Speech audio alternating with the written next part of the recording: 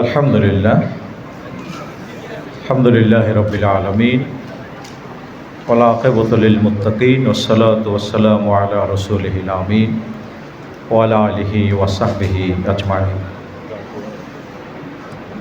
Forum of diploma engineers Chittagong মহানগরী শাখা কর্তৃক আয়োজিত মহিমান্বিত মর্যাদান্বিত এই মাহে রমদানে আজকের আলোচনা সভার জনাব সভাপতি, মঞ্চে উপবিষ্ট এই জগতে যারা দীর্ঘ সময় কাজ করেছেন, সংগঠিত করেছেন এই ময়দানকে, অনেকেই মঞ্চে উপবিষ্ট আছেন। সম্মানিত রোজাদার ইমানদার ভাইরা, আসসালামু আলাইকুম ওয়া রাহমাতুল্লাহি ওয়া বারাকাতুহু।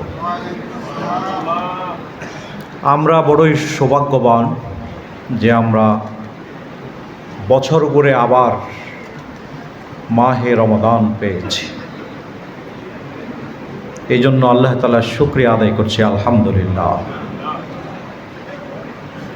আপনার অনেক বন্ধুবান্ধব এই রমাদানে নেই, আপনার অনেক আত্মীয় স্বজনও এই রমাদানে কিন্তু নেই।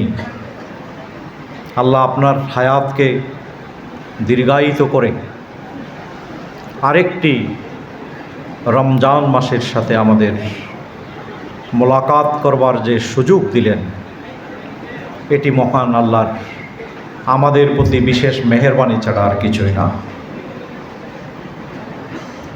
আমাদের প্রধান আলোচক বলেছেন যে এই মাহে রমজানের বিগ ইস্যু কিন্তু ফাস্টিং নয়, রোজা না। এই রমজানের বিগ ইস্যু হচ্ছে আল কোরআন। এই রমজানের মূল ইস্যু হচ্ছে আল কোরআন। তিনি অন্য কোনো মাসেও তো এই কোরআন অবতীর্ণ করার জন্য নির্ধারিত করতে পারতেন অন্য কোনো মাসকে, কিন্তু মহান আল্লাহ এই আল কোরআন মানবতার হেদায়েতের সর্বশেষ কিতাব, জ্ঞান এবং বিজ্ঞানের নির্মূল উৎস, যেই কোরআনের পাতায় পাতায় আমরা বিজ্ঞান দেখি, মানুষের প্রয়োজনীয় সকল সাবজেক্ট যেই কোরআনে আমরা দেখি, সেই কোরআনটি অবতীর্ণ করবার জন্য আল্লাহ তাআলা এই মাহে রমজানকে বাছাই করেছিলেন, যার কারণে এই মাসের গুরুত্ব অনেক বেশি। আমরা কি আমাদের জীবনে কোনো রমজান মাস 35 দিনের পেয়েছি, 32 দিনের পেয়েছি? তাইলে সময়ের দিক থেকে তো 30 দিনের, 29 দিনের। তাহলে আমরা এই মাসের গুরুত্ব ওই জায়গায় গিয়ে পাচ্ছি যে আল্লাহ তাআলা মহাগ্রন্থ আল কোরআন এই মাসেই অবতীর্ণ করলেন। এক রাত্রি ইবাদত করলে 1000 মাসের ফায়দা পাওয়া যাবে, সওয়াব পাওয়া যাবে। অন্য কোনো মাস থেকে তো আল্লাহ তাআলা এরকম একটি রাত আমাদের জন্য দান করেননি। এই রাতটিও দিয়েছেন এই মাহে রমজানে। আমরা 50 বছরে 60 বছরে যেই পরিমাণ আল্লাহর অবাধ্য জীবন কাটাই, সময় কাটাই, এটা মাফ করতে গেলে আমাদের হায়াতে কুলাবে না। আরও অনেক হায়াত দিলেও আমরা আমাদের গুনাহগুলো মাফ করে নিতে পারবো না। এই জন্য আল্লাহ কত বড় মেহেরবান যে এক রাতে তিনি 1000 মাসের গুনাহ মাফ করার কি দিয়েছেন, সুযোগ তৈরি করে দিয়েছেন। কারণ মানুষ হিসাবে আল্লাহ তাআলা জানে আমরা ভুল ত্রুটি করব, যে আমার বান্দা আমার সাথে মোলাকাত হওয়ার আগে পবিত্র হয়ে আসুক, আমার বান্দা আমার কাছে আসার আগে জান্নাতের গ্যারান্টি নিয়ে আসুক, জাহান্নামের আগুনকে হারাম করে আসুক। এই জন্য আমাদের জন্য সৃষ্টি করে দিয়েছেন, সুযোগ তৈরি করে দিয়েছেন লাইলাতুল কদরের এই একটি রাত্রির অ্যাক্টিভিটিসে আমরা হাজার মাসের অ্যাক্টিভিটিস করলে যা পাবো তার চেয়ে বেশি পাওয়ার এই মহা সুযোগ আল্লাহ তাআলা আমাদের জন্য তৈরি করে দিয়েছে। কারণ আল্লাহ তাআলা চান না তার কোনো বান্দা জাহান্নামবাসী হোক। তিনি আমাদেরকে বারবার ক্ষমা করেন। আমরা যখন সত্যিকার অর্থে তার কাছে ফিরে যাই তখন তিনি আমাদের অপরাধগুলো কি করে দেন? ক্ষমা করে দেন। তার অর্থ কি? তিনি একবার ক্ষমা করার পর তো বলে দিতে পারতেন যে আমি অপরাধ করলে মাত্র একবার ক্ষমা করব, আর কি করব না, ক্ষমা করব না। কিন্তু আল্লাহ তাআলা তো বারবার ক্ষমা করেন। তাহলে আল্লাহ আমাদের প্রতি কত অ্যাটেনশন দিয়েছেন, কিন্তু আমরা কি আল্লাহর প্রতি সেরকম অ্যাটেনশন দিচ্ছি? আমরা আল্লাহর প্রতি কিন্তু সেরকম অ্যাটেনশন দিচ্ছি না। আমরা সাফল্য বলতে মনে করি সন্তানগুলোকে আমেরিকার টপ 10 ইউনিভার্সিটিতে পড়াতে হবে, আমার গাড়ি বাড়ি হতে হবে, এগুলোকে আমরা সাফল্য মনে করি। হ্যাঁ, এগুলোও সাফল্য। আপনার কোনো সন্তান যদি সে আমেরিকার কোনো টপ 10 ইউনিভার্সিটি থেকে পাশ করে আসলো, পিএইচডি করে আসলো, আপনি ইন্তেকাল করলেন আপনার এই সন্তানকে রেখে, আপনার কফিন সামনে রেখে যদি আপনার সন্তান বলে যে হুজুর আমি তো জানাজা পড়াবার যোগ্যতা রাখি না, আমার পিতার জানাজাটি পড়িয়ে দেন, তাহলে কি আপনি সফল ফাদার? আপনি কখনো সফল পিতা হতে পারেন না। আপনার পিএইচডি হোল্ডার সন্তান আমেরিকার বিখ্যাত ইউনিভার্সিটি থেকে সর্বোচ্চ পড়াশোনা করে আসার পর তার যদি আপনার জানাজা পড়ে শেষ বিদায় দেওয়ার যোগ্যতা না থাকে, নিশ্চয়ই আপনি সাকসেসফুল ফাদার নন। ওই যে আল্লাহ আমাদের প্রতি অ্যাটেনশন দিয়েছেন, কিন্তু আমরা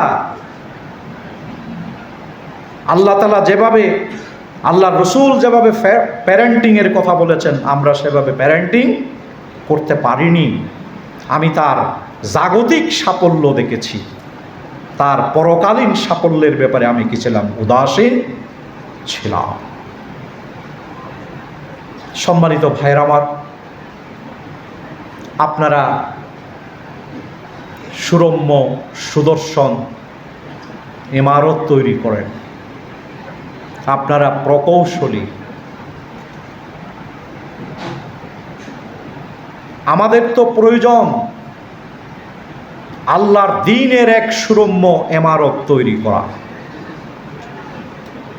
আমরা সেই ইমারত তৈরি করার প্রকৌশলী হওয়া দরকার আমাদের।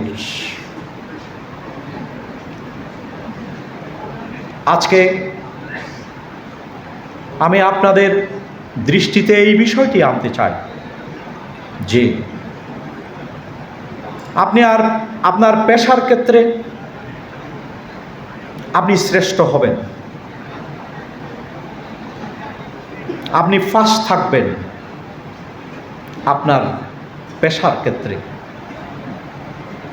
আমি প্রায় বলি এই কথাটা যে যারা বিশ্বাসী তারা নাকি স্মার্ট না, যারা ইসলামকে ফলো করে তারা নাকি ব্যাকডেটেড,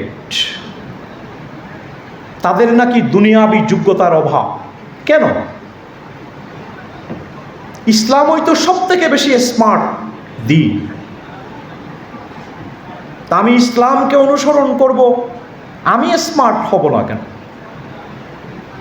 ইসলামই তো শ্রেষ্ঠ সকল কিছুর মাঝে, সকল ধর্মের মাঝে আমি এই শ্রেষ্ঠ দিন ইসলামকে আমি পেয়েছি। তাহলে আমি সকল ক্ষেত্রে শ্রেষ্ঠত্বের, দক্ষতার, মেধার স্বাক্ষর আমি রাখতে পারবো না কেন? যে সেকুলার আদর্শ লালন করে তার ইমারত শৈলী আমার চেয়ে সুদর্শন কেন হবে, বিজ্ঞানসম্মত হবে কেন? তার চেয়ে আমি এগিয়ে থাকবো না কেন? আমি ডমিনেট করব না কেন তার উপর? ইসলাম তো শাসিত হওয়ার জন্য আসেন, ইসলাম তো শাসন করার জন্য এসছে। ইসলাম তো পরিচালিত হওয়ার জন্য আসেনি, পরিচালনা করার জন্য এসছে। এই কারণে আমি বলবো, আমাদের পেশাগত জীবনে আমাদেরকে শ্রেষ্ঠ হতে হবে। পেশার ক্ষেত্রে আমাকে দক্ষতা, মেধার স্বাক্ষর রেখে আমাদের সম্পর্কে যে ব্যাড কনসেপ্ট আছে এটি বদলে দিতে হবে আমাদের। তাহলে পৃথিবী আমাদের পেছনে ঘুরবে, অন্যথায় আমাদের পক্ষে এই পৃথিবীর নেতৃত্ব দেওয়া সম্ভব না। মাহে রমাদান আমরা এটি প্রকাশ হয়েছে কোরআনের জন্য, এই কথা আমরা বলেছি। তাহলে মাহে রমজানের সার্থকতা যদি আমরা সত্যিকার অর্থে পেতে চাই, কোরআনের সাথে আমার নিবিড় সম্পর্ক থাকতে হবে। আমরা আজকে পড়ি না, আমরা না পড়েই আমরা অনেক পাণ্ডিত্যের জাহির করি, অথচ আমরা দেখি আমাদের প্রিয় নবীর এলমের কোনো অভাব ছিল না, তার দুনিয়াবি কোনো শিক্ষকও ছিল না, তার শিক্ষক সরাসরি মহান আল্লাহ তাআলা। তাহলে আমার এই প্রিয় নবীও আল্লাহর কাছে যেই দোয়াগুলো করতেন তার মাঝে একটি দোয়া করতেন। কি দোয়া করতেন? রব্বি জিদনি ইলমা, রব্বি জিদনি ইলমা। কে করতেছে? আমি করতেছি না, দুনিয়ার শ্রেষ্ঠ যিনি জ্ঞানী, সেই আকায়ে নামদার আম্বিয়া ইকরামদের নেতা, তিনি আল্লাহর কাছে ধর্ণা দিচ্ছেন যে রব্বি জিদনি ইলমা। কোরআনের কয়টি সূরা আমি শুদ্ধ করে ব্যাখ্যা সহকারে সেখান থেকে যথার্থ লেসন গ্রহণ করার মতো গভীরভাবে আমি অধ্যয়ন করেছি। আমার বয়স কিন্তু এখন 70, আমার বয়স কিন্তু এখন 60, আমার বয়স কিন্তু এখন 40। আর কয়দিন বাঁচব? কোরআনের কয়টি পাতার সাথে আমার গভীর সম্পর্ক হয়েছে, কোরআনের কয়টি সূরার ঐতিহাসিক প্রেক্ষাপট জানি, কোরআনের কয়টি সূরাকে আমি গভীরভাবে অধ্যয়ন করে সেখান থেকে তার সার নির্যাস বের করেছি। আমি আমার নামাজে যে সকল সূরাগুলো পাঠ করছি, এগুলো কি বুঝে বুঝে পাঠ করছি? রসুল করিম সাল্লাল্লাহু আলাইহি ওয়াসাল্লামের সার্বক্ষণিক সাথী ছিল আল কোরআন। আমার শেষ কথা, আমাদের জীবনেও সার্বক্ষণিক সাথী হতে হবে আল কোরআন। আল কোরআনকে যদি সার্বক্ষণিক সাথী বানাতে পারি, জীবন বদলে যাবে। ইহ জগতেও মর্যাদান্বিত হবেন, পরজগতেও মর্যাদান্বিত হবেন। আর পরিবর্তিত বাংলাদেশে যার যার অবস্থান থেকে ফেসিবাদের দরজা যাতে চিরতরে বন্ধ থাকে, যার যার মেধা যোগ্যতাকে সেভাবে দেশ গঠনে আমাদেরকে কাজে লাগাতে হবে। আমরা কোনো অবস্থাতেই পুরাতন রূপে হোক নবরূপে হোক বাংলাদেশে কোনো ফেসিবাদকে আমরা আর ফিরে আসতে দিব না ইনশাআল্লাহ। সেইভাবে সকলকে ঐক্যবদ্ধভাবে ভূমিকা পালনের উদাত্ত আহ্বান জানিয়ে সকলকে শুভেচ্ছা জানিয়ে আমি কথা শেষ করছি। আল্লাহ হাফেজ। আসসালামু আলাইকুম ওয়া রাহমাতুল্লাহ।